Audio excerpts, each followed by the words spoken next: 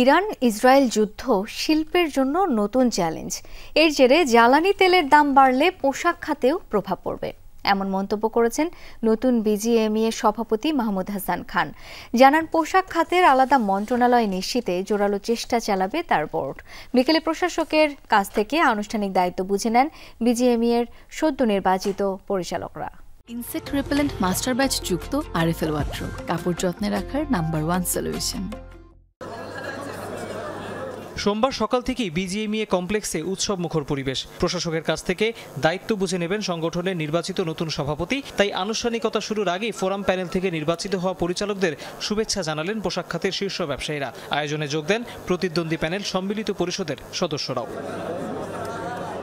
শুরুতেই সদ্য প্রয়াত বিজিএমইএ সাবেক সহসভাপতি আব্দুল্লাহিল রাকিবের স্মরণে 1 মিনিট নীরবতা পালন ও দোয়া করা হয়।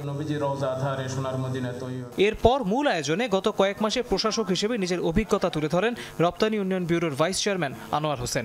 বিজিএমইএ শুধু নির্বাচনের বাইরেও আমাদের অনেকগুলো বাস্তবতা আলোকে অনেক কঠিন সিদ্ধান্ত নিয়ে কাজ করতে হয়েছে। দলমত নিয়ে বিশেষ সবকিছু ঊর্ধ্বে থেকে ভিন্ন মত থাকা সত্ত্বেও আমরা এক ঐক্যমত নিয়ে কাজ করতে পেরেছি। এরপরই ফুল দিয়ে অফিস বেয়ারার অর্থাৎ যারা সভাপতি, সিনিয়র সহসভাপতি ও সহসভাপতির দায়িত্ব পালন করবেন তাদের হাতে আনুষ্ঠানিক দায়িত্ব হস্তান্তর করেন প্রশাসক। একই সাথে বরণ করে নেওয়া হয় নতুন বোর্ডের পরিচালকদের। প্রথমবার প্রতিদ্বন্দ্বিতা করেই এবার ফোরাম প্যানেল থেকে ডিরেক্টর নির্বাচিত হন যমুনা গ্রুপের পরিচালক সুমাইয়া ইসলাম রোজালিন। এ সময় বিজিএমইএ নতুন নেতৃত্বকে বিপদে থাকা শিল্প উদ্যোক্তাদের পাশে থাকার আহ্বান জানান সাবেক সভাপতিরা। ডিরেক্টর যারা হয়েছেন সবাইকে অভিনন্দন জানাচ্ছি।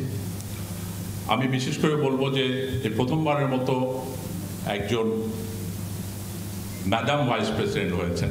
যারা আমাদেরকে আজকে এই মসনদে বসাইয়েছেন অনেকেই আজকে নেই, বিদায় নিয়েছেন। এমনকি তাদের ফ্যাক্টরিও নেই, তাদের সন্তানেরা আছে, তাদের পরিবাররা আছে। তারা আমাদের পরিবারের অংশ, এটা যাতে আমরা সবসময় মনে রাখি। আনুষ্ঠানিক বক্তব্যে নতুন প্রেসিডেন্ট মাহমুদ হাসান খান বলেন, আগামীতে সংগঠন হিসেবে আরো স্বচ্ছ হবে বিজিএমইএ। চ্যালেঞ্জ প্রতিনিয়তই পরিবর্তন হয়।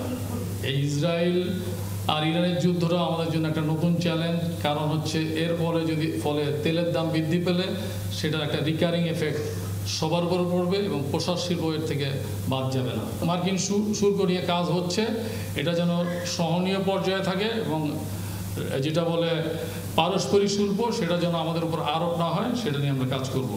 বিজিএমইএ নতুন পরিচালনা পর্ষদ দায়িত্ব পালন করবে আগামী 2 বছর। তৌহিদ হোসেন, যমুনা নিউজ, ঢাকা।